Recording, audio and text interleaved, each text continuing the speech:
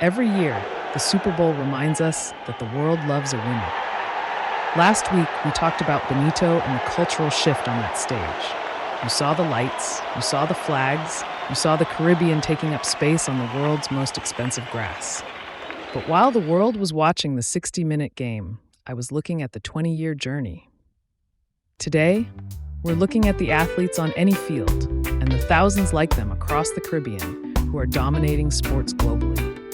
20-year journey, Joss? I saw rhythm and straw hats. 20 years sounds about right.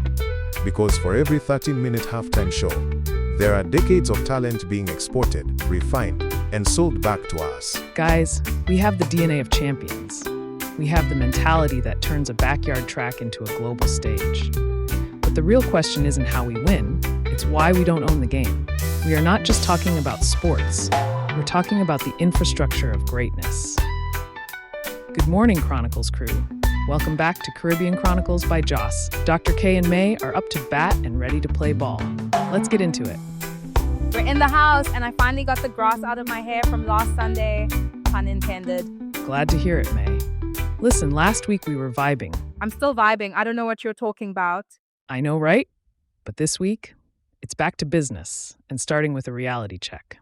We know we have the fastest runners, the hardest hitters, and the smoothest ball players. But why is the sports economy happening everywhere except the islands? Listen, if there's one thing we know how to do, it's win. You give us a track, a pitch, or a field, and we're going to show out. But I'm looking at the screen like, why are all our champions training in Florida? That is the $500 billion question, May. Good morning, everyone. Last week was all about the soft power of music.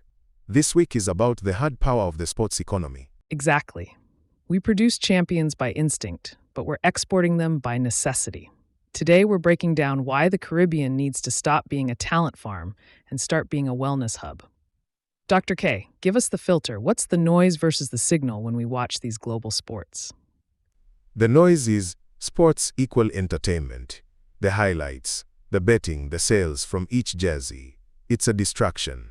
The signal is sports is actually an infrastructure opportunity. Translation, please. It means the real money isn't in the trophy.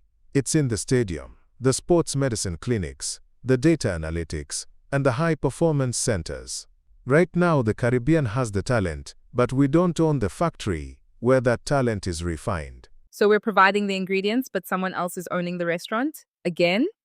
You're always hungry, aren't you? Food is my love language, sir. Exactly right, Dr. K. We see a gold medal. The rest of the world sees a data point in a sports economy that we aren't fully participating in yet. Think about the snapshot of a Caribbean athlete, from Bolt to the young kids in the Dominican Republic signed to MLB academies at 16. The powers that be knows where the talent lies, but why can't they build the infrastructure on those islands to help other athletes progress? We see the shiny hardware, but we don't see the struggle it takes to get it. Ugh, Joss. It's literally the same movie on repeat. Can I tell you about my cousin's kid? This boy was lightning. Usain would be proud. At 16, he was outrunning grown men on his high school team. The whole neighborhood knew he was meant for greatness. His mom told him, "You are your own ticket to the Olympics." The chosen one energy. Every neighborhood has one. Every single one. But listen, by 17, TJ wasn't in the neighborhood anymore.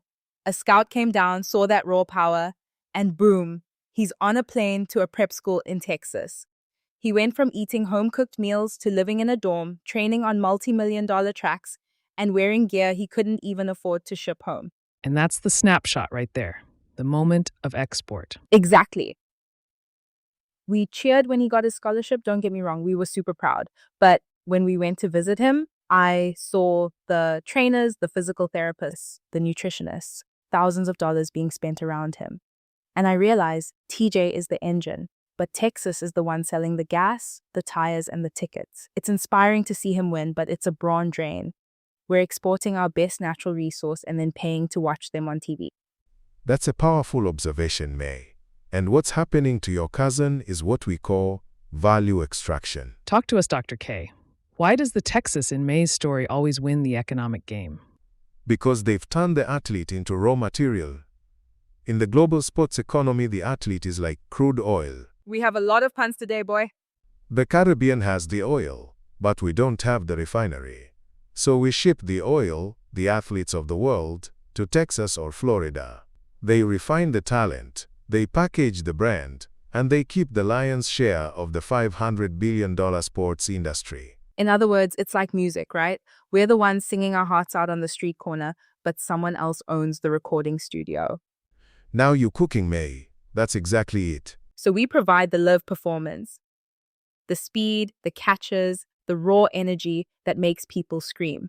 But because we don't have the studio, the high-tech labs, the data centers, the recovery hubs, we can't record that value and keep the royalties. Oof, the royalties of greatness, that's deep. It's accurate.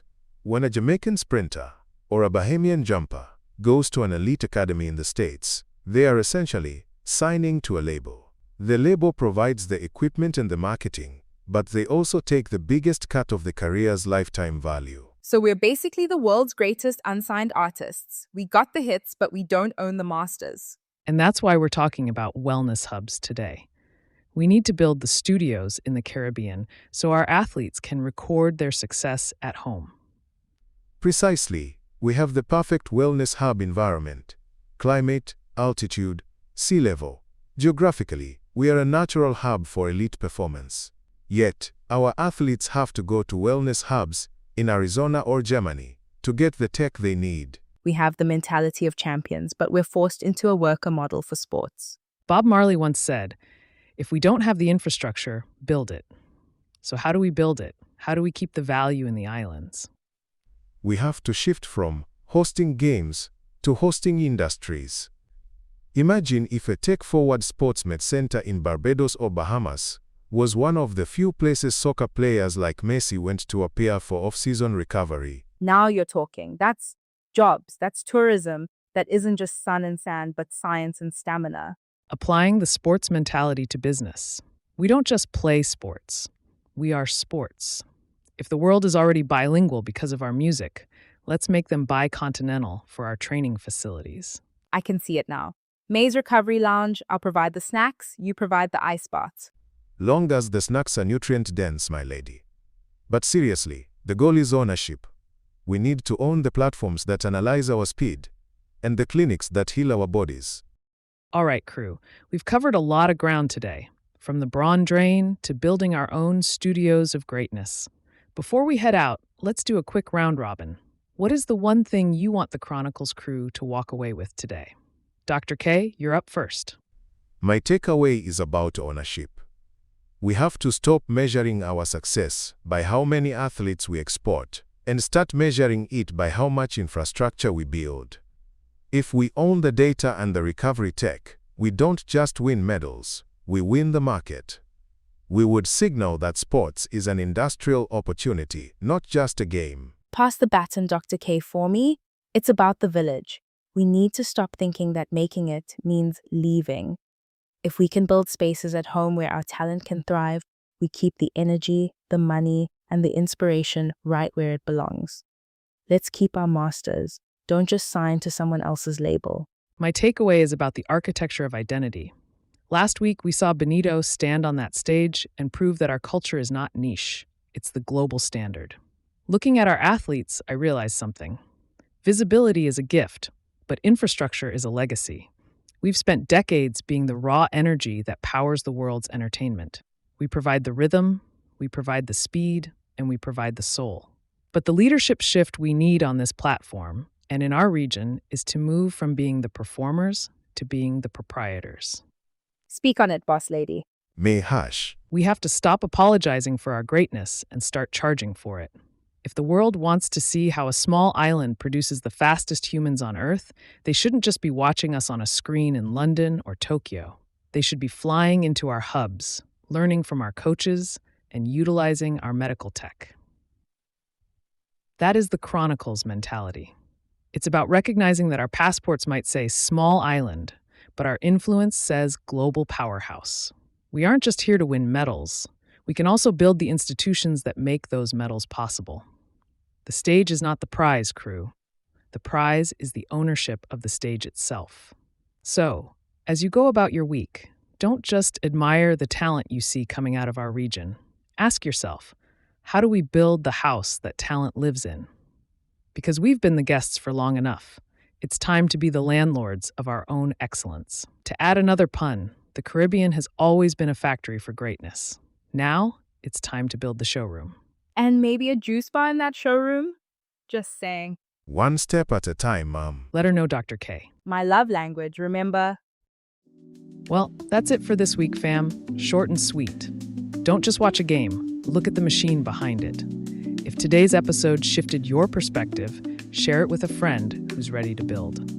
Oh, before we go, we've spent the last 3 weeks talking about the physical world, the streams, the stages, and the hard infrastructure. But there is a silent revolution happening right under our fingertips. Next week's episode pivots from the what, sports, culture, infrastructure, to the who, the network. It addresses the invisible walls that keep Caribbean talent from the refineries we discussed earlier. The gatekeepers versus connectors. It's going to be a big one. Until then, keep pushing the culture forward. I'm Joss with Dr. K and Lady May, and we'll meet you right back here next Wednesday. Caribbean Chronicles by Joss is produced by Joss Productions.